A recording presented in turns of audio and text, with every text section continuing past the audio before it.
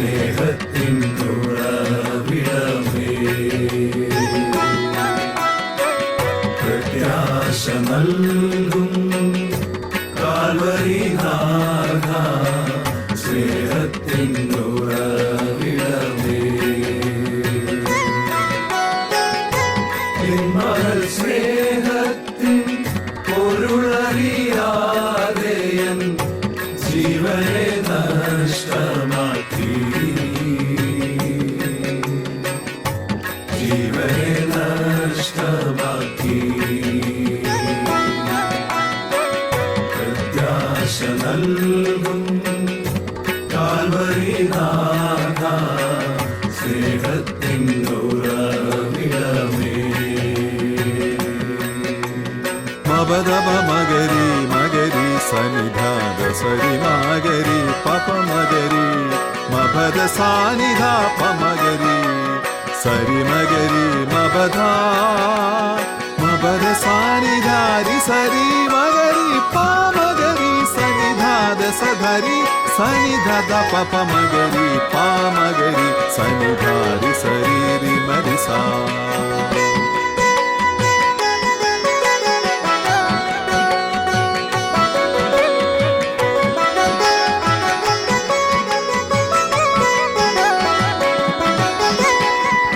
നിനക്കായി തുറക്കണം എന്നതരം, കൃപയാൽ നിറയണം എൻ ഹൃദയം. നിനക്കായി തുറക്കണം എന്നതരം, കൃപയാൽ നിറയണം എൻ ഹൃദയം. നിനക്കായി തെളിയുന്ന ദീപവതായന്റെ, നിനക്കായി തെളിയുന്ന ദീപവതായന്റെ ജീവിതം ധന്യമാക്കൂ, ജീവിതം ധന്യമാക്കൂ. പ്രത്യാശ നൽകും കാൽവരി നാഥ, സ്നേഹത്തിൻ ഉറവിടമേ. മപദപ മഗരി മഗരി സനിധദ സരി മഗരി പപ മഗരി മപദ സാനിധ പമഗരി സരി മഗരി മപദ മപദ സാനിധരി സരി മഗരി പമഗരി സനിധദ സധരി സനിധദ പപ മഗരി പമഗരി സനിധരി സരി മരി സാ.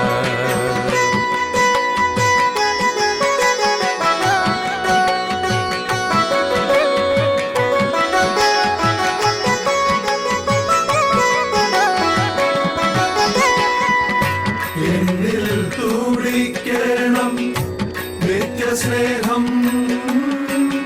കനിവിൻ ഭാവമെന്നിൽ പകരണം. എന്നിൽ തുടിക്കണം നിത്യസ്നേഹം, കനിവിൻ ഭാവമെന്നിൽ പകരണം. ആത്മഫലങ്ങൾ എന്നും നൽകാൻ, ആത്മഫലങ്ങൾ എന്നും നൽകാൻ ജീവന്റെ ഉറവയേകൂ, ജീവന്റെ ഉറവയേകൂ. പ്രത്യാശ നൽകും കാൽവരി നാഥ, സ്നേഹത്തിൻ ഉറവിടമേ. മകൾ സ്നേഹത്തിൻ പൊരുളറിയാതെ ജീവനെ നഷ്ടമാക്കി, ജീവനെ നഷ്ടമാക്കി. പ്രത്യാശ നൽകും കാൽവരി നാഥ, സ്നേഹത്തിൻ ഉറവിടമേ.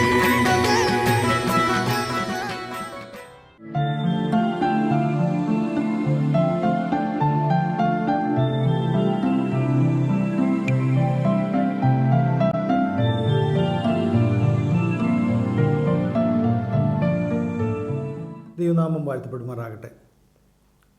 കഴിഞ്ഞ ഒരു എപ്പിസോഡിൽ നാം പ്രതിപാദിച്ചത് മതാനുഷ്ഠാനവും ആത്മീയതയും തമ്മിലുള്ള വ്യത്യാസമാണ്. മതാനുഷ്ഠാനികൾ എന്നും ആത്മീയരെ നശിപ്പിക്കാനായിട്ട് ശ്രമിക്കാറുണ്ട്. ഏതൊരു സമൂഹത്തിൻ്റെയും മതാനുഷ്ഠാനത്തിലുള്ള അമിതമായ താല്പര്യം ആ സമൂഹത്തെ ഒരു പരിധിവരെ ബുദ്ധിമുട്ടിക്കുവാൻ പര്യാപ്തമാണ്. എന്നാൽ ആത്മീയത എന്നും ദൈവത്തോട് ചേർന്ന് നിൽക്കുന്നത് തന്നെയാണ്. കഴിഞ്ഞ അധ്യായത്തിൽ പ്രതിപാദിച്ചത് ദാവീദുമായിട്ടുള്ള ദൈവത്തിൻ്റെ ബന്ധം. ശൗൽ ഇസ്രായേലിൻ്റെ ആദ്യത്തെ രാജാവായിട്ട് അഭിഷക്തനായതു മുതൽ ശൗലിനെ നീക്കം ചെയ്തതും പിന്നീടുള്ള ദാവീദിൻ്റെ രാജവാഴ്ചയിലേക്കുള്ള ഉദാഹരണവും, ഇത് മതാനുഷ്ഠാനവും ആത്മീയതയും തമ്മിലുള്ള വ്യത്യാസത്തെ വ്യക്തമായിട്ട് ഉദാഹരിക്കുന്നതാണ്. ശൗൽ മതാനുഷ്ഠാനിയായിരുന്നു. ദൈവത്തിൻ്റെ പാതകളിൽ നിന്ന് അവൻ വ്യതിചലിച്ച് നടന്നു. എന്നാൽ ദാവീദ് ദൈവത്തിൻ്റെ ഹൃദയത്തോട് ചേർന്നവനായിരുന്നു. ദാവീദിനെക്കുറിച്ച് നാം കൂടുതലായിട്ട് പഠിക്കുമ്പോൾ ദാവീദ് ഹൃദയം കൊണ്ട് ദൈവത്തെ സ്നേഹിച്ചവനാണ്. ലോകത്തിൽ വളരെയധികം ആളുകൾ ദൈവത്തെ സ്നേഹിക്കുന്നത് അവരുടെ ബുദ്ധി ഉപദേശിച്ചാണ്. ദൈവം അവരെ സ്നേഹിക്കുന്നത് ഹൃദയത്തിലൂടെയാണ്. God is love. സ്നേഹം ഒരിക്കലും ബുദ്ധിയിലൂടെ ഉണ്ടാവുകയില്ല, അത് ഹൃദയത്തിൽ നിന്ന് ഉളവാകുന്നതാണ്. അതുകൊണ്ട് ഞാൻ പലപ്പോഴും ഇഷ്ടപ്പെടുന്നത് ഹൃദയത്തെ തൊടുന്ന ഒരു പ്രസംഗമാണ്, അല്ലാതെ എൻ്റെ ബുദ്ധിയെ തൊടുന്ന പ്രസംഗമല്ല. പലപ്പോഴും വായിക്കാൻ ഞാൻ ഇഷ്ടപ്പെടുന്ന ഒരു പുസ്തകം എൻ്റെ ഹൃദയത്തെ തൊടുന്നതാണ്, എൻ്റെ ആത്മാവിനെ തൊടുന്നതാണ്, അല്ലാതെ ബുദ്ധിയെ മാത്രം പ്രോജ്വലിപ്പിക്കുന്നത് അല്ല. 1 ശമൂവേൽ 16 അധ്യായം വായിക്കുമ്പോൾ ഇസ്രായേൽ രാജാവായി ദാവീദിൻ്റെ തെരഞ്ഞെടുപ്പ് കാണാനായിട്ട് കഴിയും. ദൈവം ശമൂവേലിനോട് പറയുന്നു, ബേത്ലഹേമിൽ ഇശായിയുടെ ഭവനത്തിലേക്ക് പോക, അവിടെ ഞാൻ ഒരുവനെ ഇസ്രായേലിൻ്റെ രാജാവായിട്ട് കണ്ടിരിക്കുന്നു. 1 ശമൂവേൽ 16 അധ്യായത്തിൻ്റെ 1 വാക്യമാണ്. ഈ ഒരു സംഭവം നമ്മിൽ പലർക്കും വളരെ പ്രചോദനം നൽകുന്നതാണ്. ചിലപ്പോൾ നാം ഒന്നും വലിയ ആളുകളായിരിക്കണമെന്നില്ല, വലിയ കുടുംബത്തിൽ പിറന്നവരല്ല, വലിയ വ്യക്തിത്വമുള്ളവരായിരിക്കണമെന്നില്ല, വലിയ വിദ്യാഭ്യാസ യോഗ്യതയുണ്ടായിരിക്കണമെന്നില്ല, വലിയ ഇൻ്റലക്ച്വൽ ആകണം എന്നുമില്ല. എന്നാൽ മറ്റുള്ളവരാൽ ഒരു പക്ഷേ ഒരു പരിധിവരെ വെറുക്കപ്പെട്ടവനാകാം, ദുർബലനാകാം, വസ്ത്രമില്ലാത്തവനാകാം. വലിയ വേദികളിലൊന്നും നമുക്ക് നിൽക്കുവാനുള്ള പ്രാപ്തിയുണ്ടായി എന്ന് വരികയില്ല. എന്നാൽ ഈ ദാവീദിൻ്റെ ഉയർച്ച നമുക്ക് വളരെയധികം പ്രചോദനം പകരുന്നതാണ്. ദാവീദ് 7 സഹോദരന്മാരുടെ ശേഷം 8ാമനായിട്ട് പിറന്നവരാണ്. ശമൂവേൽ ഇശായിയുടെയും അവൻ്റെ മക്കളുടെയും യാഗത്തിന് ക്ഷണിക്കപ്പെട്ടു. ശമൂവേൽ ഓരോരുത്തരെ വിളിച്ചു.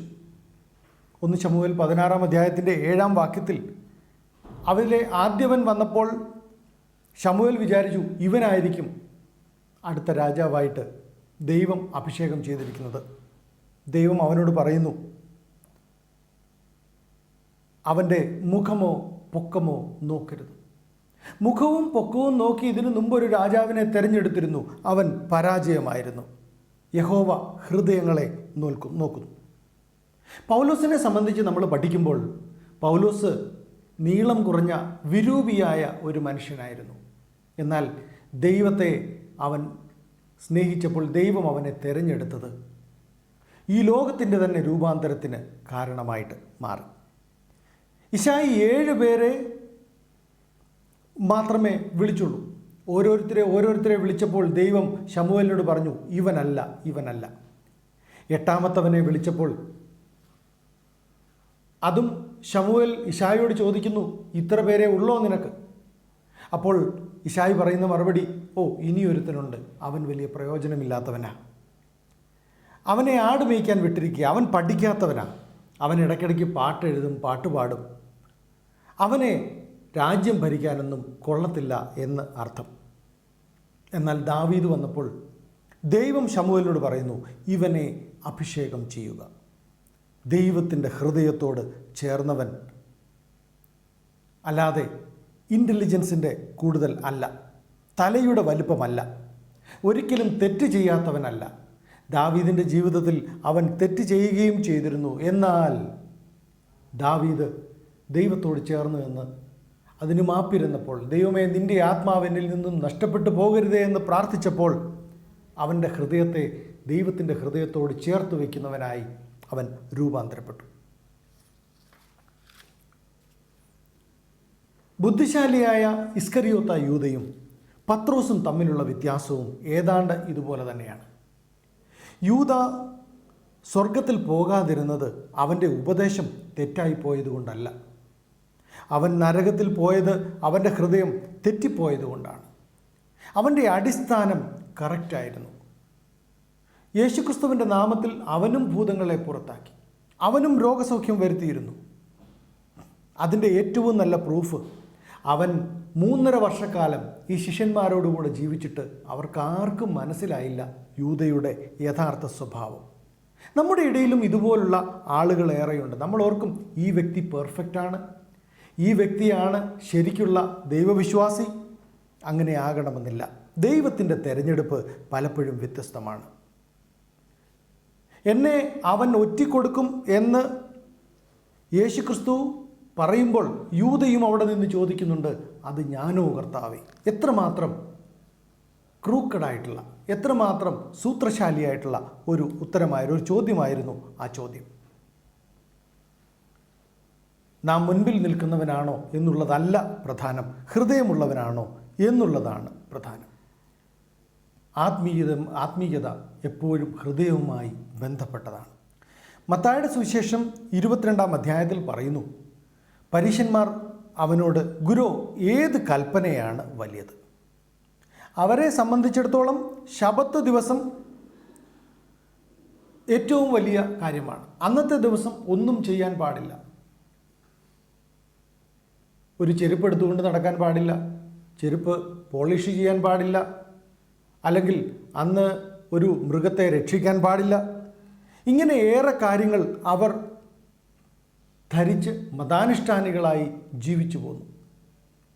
അർത്ഥമില്ലാത്ത വ്യാഖ്യാനങ്ങൾ അവർ കൊടുത്തിരുന്നു.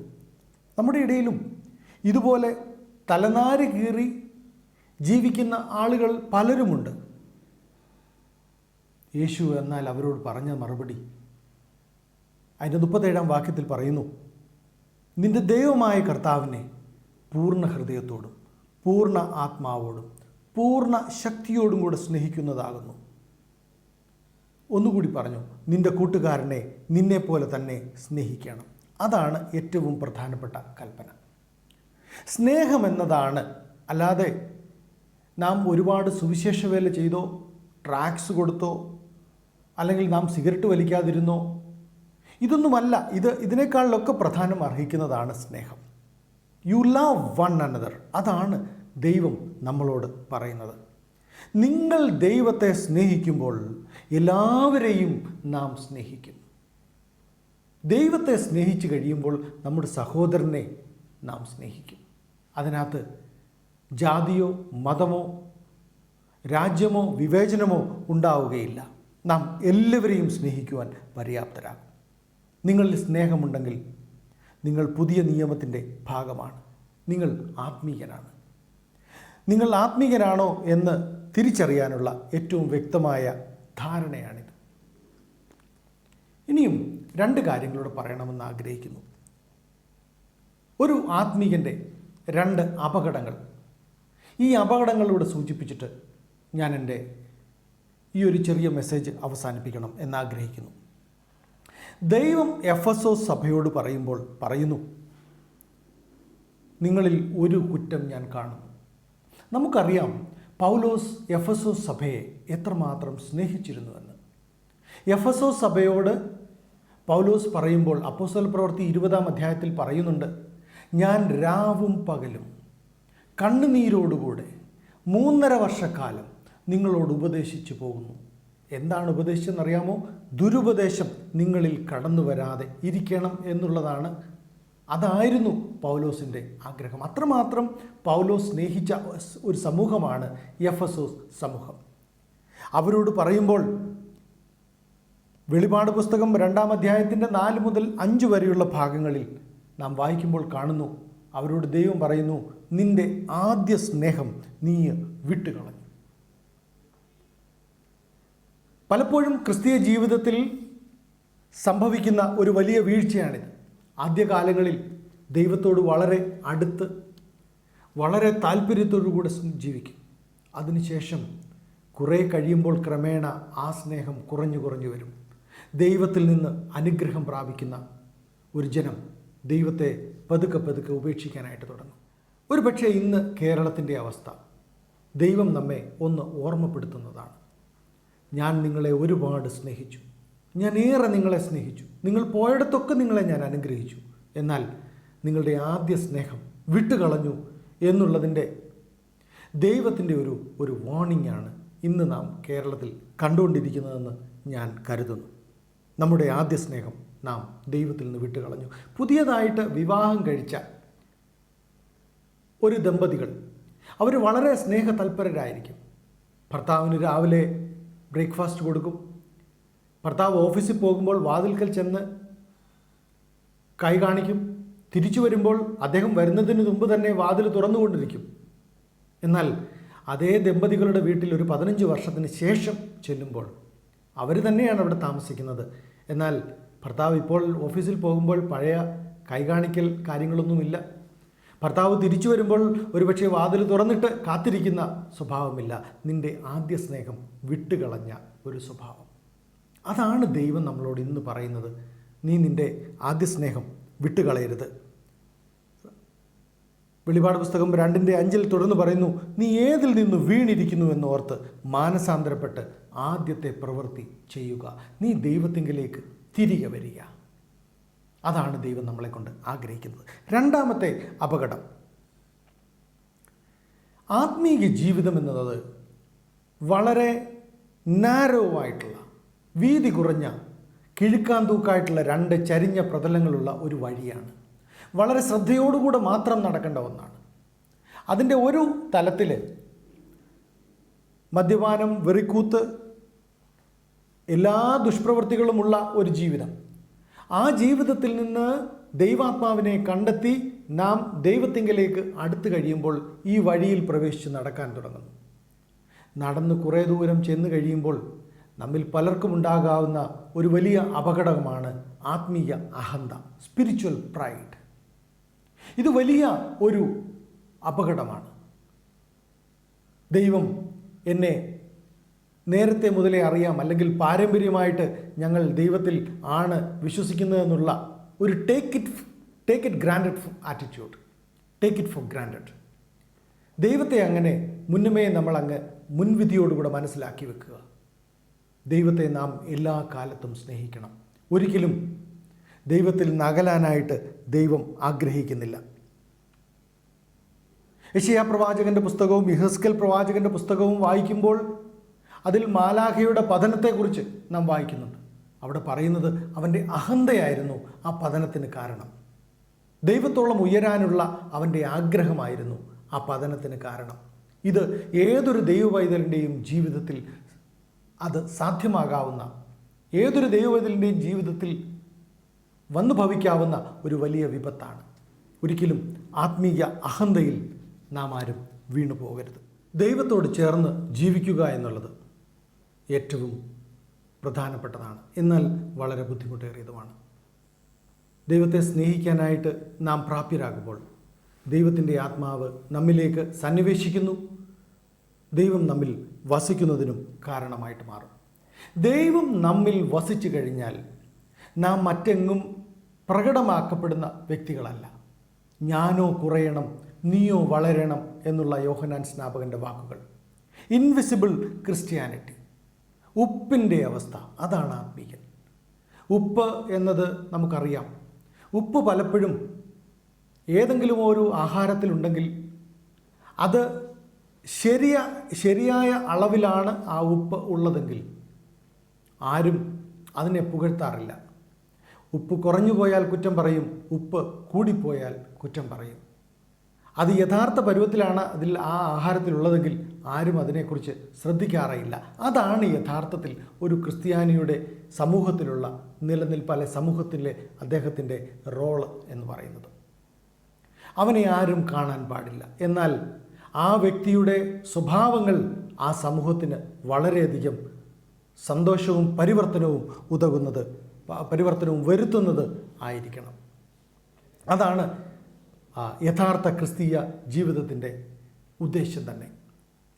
എന്നാൽ റിലിജിയോസിറ്റി അല്ലെങ്കിൽ മത ചടങ്ങുകളിലേക്ക്, മത ആചാരങ്ങളിലേക്ക് മാറുമ്പോൾ നാം എവിടെയൊക്കെ പ്രൊജക്റ്റ് ചെയ്യപ്പെടണം, നാം എവിടെയൊക്കെ സ്റ്റേജ് കെട്ടണം, നാം എവിടെയൊക്കെ വലിയതായിട്ട് നമ്മളെ കാണിക്കണം എന്നുള്ള ഒരവസ്ഥയിലേക്ക് നാം രൂപാന്തരപ്പെടും. അതല്ല യേശുക്രിസ്തു നമ്മളെക്കുറിച്ച് ആഗ്രഹിക്കുന്നത്. യേശുക്രിസ്തു പറഞ്ഞത്, ഞാൻ ചെയ്യുന്നത് മറ്റാരോടും നിങ്ങൾ പറയരുത്, നിങ്ങൾ ഇനി നല്ലവരായി ജീവിക്കുക. ഇതായിരുന്നു ക്രിസ്തുവിൻ്റെ ഉപദേശം. മറ്റെങ്ങും കാണിക്കുവാനുള്ള ഒരു ഉപദേശമായിരുന്നില്ല യേശുക്രിസ്തു നമുക്ക് നൽകിയിരുന്നത്. ജഡസ്വഭാവമുള്ളവരായിട്ടല്ല യേശുക്രിസ്തു നമ്മളെ കാണാനായിട്ട് ആഗ്രഹിക്കുന്നത്. റോമാലേഖനം 6, 7, 8 അധ്യായങ്ങൾ നാം പഠിക്കുമ്പോൾ അവിടെ വ്യക്തമായിട്ട് പറയുന്നുണ്ട്, നാം ജഡസ്വഭാവത്തിൽ നിന്ന് രൂപാന്തരം പ്രാപിച്ച് ആത്മീയ സ്വഭാവമുള്ളവരായി, ക്രിസ്തുവിൻ്റെ സ്വഭാവമുള്ളവരായി ജീവിക്കണം എന്നുള്ളത് ഈ അധ്യായങ്ങൾ നമ്മളെ പഠിപ്പിക്കുന്നുണ്ട്. ദൈവത്തിൻ്റെ ആത്മാവുള്ളവനാണ് യഥാർത്ഥ ആത്മീകൻ. അല്ലാതെ ക്രിസ്ത്യാനിയായി ജനിച്ചതുകൊണ്ട് ഒരാൾ ആത്മീകനായി മാറുന്നില്ല. വചനത്തിൽ അധിഷ്ഠിതമായ പരിശുദ്ധാത്മാവിൻ്റെ പ്രവർത്തനമാണ് ആത്മീയത. വചനം, അതിലൂടെയാണ് സൃഷ്ടി ഉളവാകുന്നത്. ആത്മാവിൻ്റെ പരിവർത്തനം ആ സൃഷ്ടിയെ പരിപോഷിപ്പിക്കുന്നതാണ്, വളർത്തുന്നതാണ്. യേശുക്രിസ്തു നമ്മെ രൂപാന്തരപ്പെടുത്തി കഴിയുമ്പോൾ, അവൻ്റെ ആത്മാവ് നമ്മിൽ സന്നിവേശിച്ച് കഴിയുമ്പോൾ ഒരു പുതിയ സൃഷ്ടിയായിട്ട്, ഒരു പുതിയ രൂപാന്തരമായിട്ട്, വീണ്ടും ജനനം പ്രാപിച്ചൊരു വ്യക്തിയായിട്ട് രൂപാന്തരപ്പെടാനായിട്ട് നമുക്ക് കഴിയും.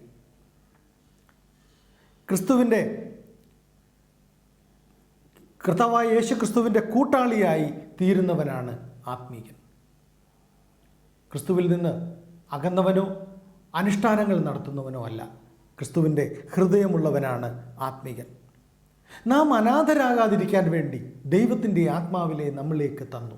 അത് ഏറ്റവും പരിശുദ്ധമായ ആത്മാവാണ്. അതിന് പറയുന്ന പേര് തന്നെ പരിശുദ്ധമായ ആത്മാവ് എന്നാണ്. പരിശുദ്ധിയുടെ ആത്മാവ്, ഇറ്റ്സ് പ്യുവർ. അതിലൊരു കളങ്കവും ഉണ്ടായിരിക്കില്ല. കയ്യിൻ്റെ മതാനുഷ്ഠാനം പോലെയുള്ള അനുഷ്ഠാനമല്ല ഹാബേലിൻ്റെ ആത്മീയത, കറകളഞ്ഞ ആത്മീയത. അതാണ് ദൈവാത്മാവ്.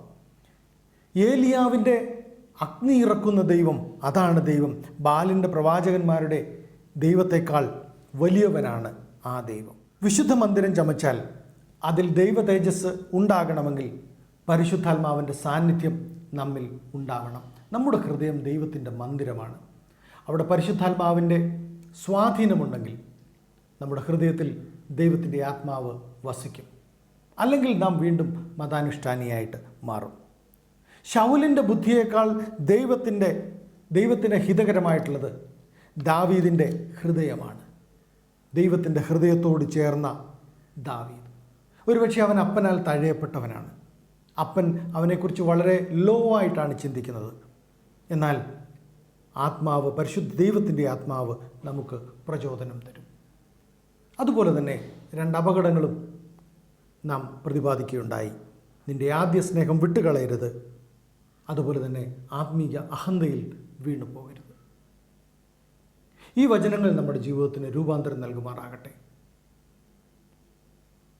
ദൈവത്തിൻ്റെ ആത്മാവ് കുടികൊള്ളുന്നവരായി നമ്മിൽ പാപം വർദ്ധിക്കുമ്പോൾ ഒരിക്കലും നമുക്ക് എന്ത് നഷ്ടം വരുന്നതിനെക്കുറിച്ചല്ല, അല്ലെ ഭൗതിക നഷ്ടം വരുന്നതിനെക്കുറിച്ചല്ല നാം ചിന്തിക്കേണ്ടത്. മറിച്ച് ദൈവത്തിൻ്റെ ആത്മാവ് നമ്മിൽ നിന്ന് നഷ്ടപ്പെട്ടു പോകരുത് എന്ന് പ്രാർത്ഥിക്കുന്നവരായി തീരുവാനായിട്ട് ദൈവത്തിൻ്റെ പരിശുദ്ധാത്മാവ് നമ്മെ ഏവരെയും സഹായിക്കട്ടെ. ആമേൻ.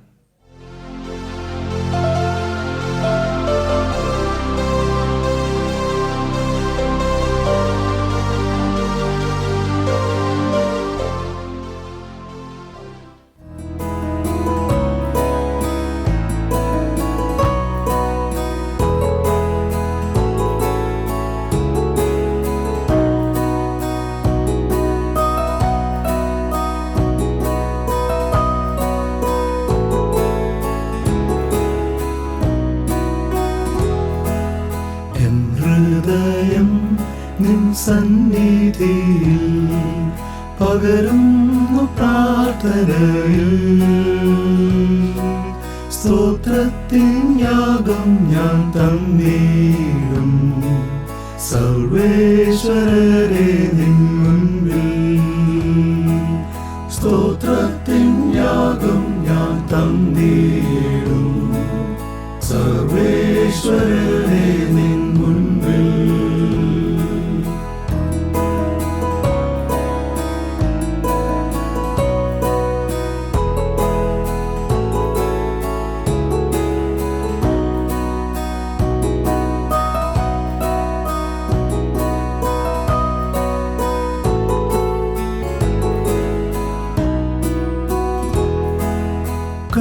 കഷ്ടങ്ങളാലെ ഞാൻ തളരും നേരം മനതാരിലുയരുന്ന ചോദ്യങ്ങളാ.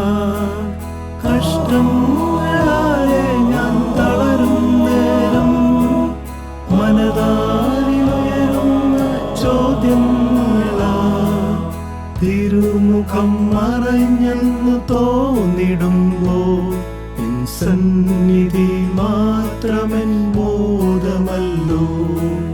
തിരുമുഖം മറഞ്ഞെന്ന് തോന്നിടുമ്പോ സന്നിധി മാത്രമെൻ ബോധമല്ലോ. എൻ ഹൃദയം നിൻ സന്നിധിയിൽ പകരുന്നു പ്രാർത്ഥനയിൽ. സ്തോത്രത്തിൻ യാഗം ഞാൻ തന്നീടും സർവേശ്വരരെ നിൻ മുൻപിൽ. സ്തോത്രത്തിൻ യാഗം ഞാൻ തന്നീടും സർവേശ്വരരെ നിൻ മുൻപിൽ.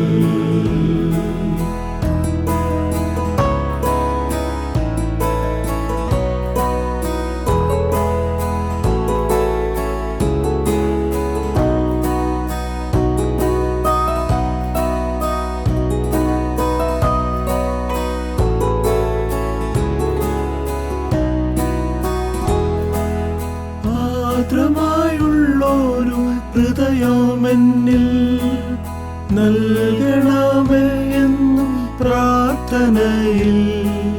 മാത്രമായുള്ളൊരു ഹൃദയമെന്നിൽ നൽകണമേ എന്നും പ്രാർത്ഥനയിൽ. അപരന്റെ നൊമ്പരം കണ്ടിടുവാൻ നീ പകരണേ നിൻ മനം എന്നിലെന്നും. അപരന്റെ നൊമ്പരം കണ്ടിടുവാൻ നീ പകരണേ നിൻ മനം എന്നിലെന്നും. എൻ ഹൃദയം നിൻ സന്നിധിയിൽ പകരുന്നു പ്രാർത്ഥനയിൽ. സ്തോത്രത്തിൻ യാഗം ഞാൻ തന്നീടും സർവേശ്വരരെ നിൻ മുൻപിൽ. സ്തോത്രത്തിൻ യാഗം ഞാൻ തന്നീടും